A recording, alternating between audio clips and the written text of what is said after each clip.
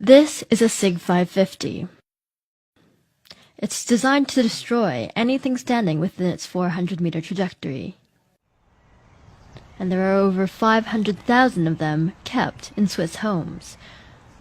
Guns and shooting are a strong Swiss tradition. Basic military training is mandatory for young men, and afterwards they're required to keep their weapon at home.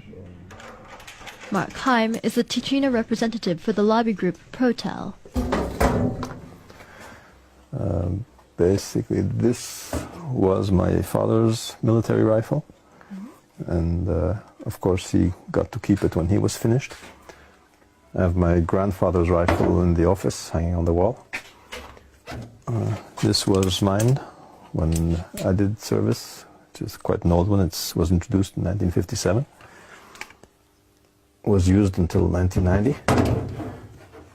And this is my son's. That's the current model. That's what's being used today. That's what we'll be using to shoot the Feldschießen today. The Feldschießen, or Tiro Federale in Campagna as it's known in these parts, is an annual Swiss event, and it's also the largest shooting festival in the world. Roughly 200,000 people come out to target practice all across the country. Ammunition is provided by the government.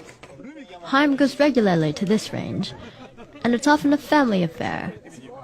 It was organized by the government to have a very high state of readiness for the Swiss military and population. The target has always been that within 24 to 48 hours, Switzerland could mobilize a pretty large army, I mean, even by European standards.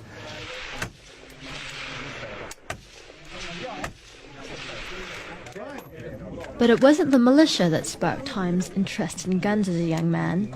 It was an unassuming trip to a Holocaust museum.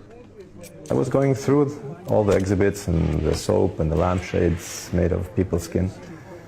And while I was looking, I heard a funny noise, and there was an old woman maybe 2 meters from me, and she was trying not to cry.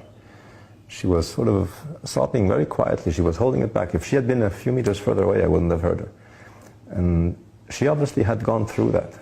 That's when the whole impact of it hit me. And I promised myself I would never be in her situation. I would want to be free, never in a situation where somebody could, march us off to ovens or prisons or just take away our freedom.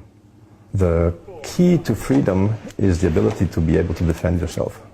And if you don't have the tools to do that, then you are at the mercy of whoever wants to put you away. And the tools for that are